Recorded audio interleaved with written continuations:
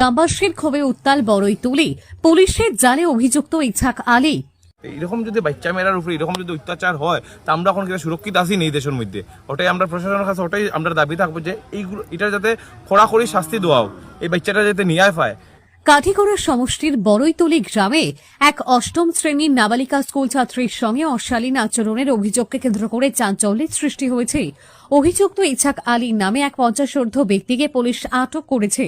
অভিযোগ অনুযায়ী দীর্ঘদিন ধরে ওই ছাত্রীর স্কুলে যাতায়াতের সময় অভিযুক্ত ব্যক্তি রাস্তায় দাঁড়িয়ে তার দিকে অশালীন ইঙ্গিত করত।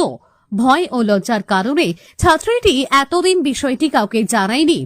পরিবার সূত্রে জানা যায়, আজ সকালে স্কুলে যাওয়ার পথে ছাত্রীটিকে একা পেয়ে অভিযুক্ত ইছাক আলী তার হাত ধরে টানাটানি করে এবং খুব প্রস্তাব দেয়। আতঙ্কিত ছাত্রী কোনো মতে সেখান থেকে পালিয়ে স্কুলে পৌঁছায়।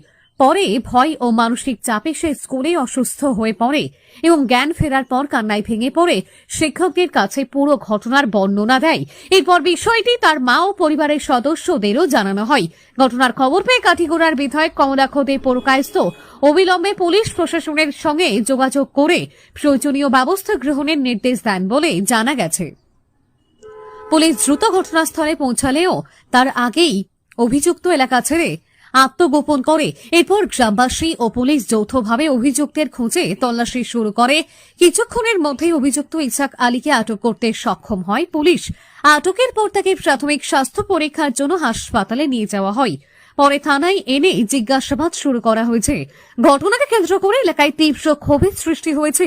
অভিযুক্তের বিরুদ্ধে কঠোর আইনি পদক্ষেপ গ্রহণের দাবি জানিয়েছেন গ্রামবাসীরা।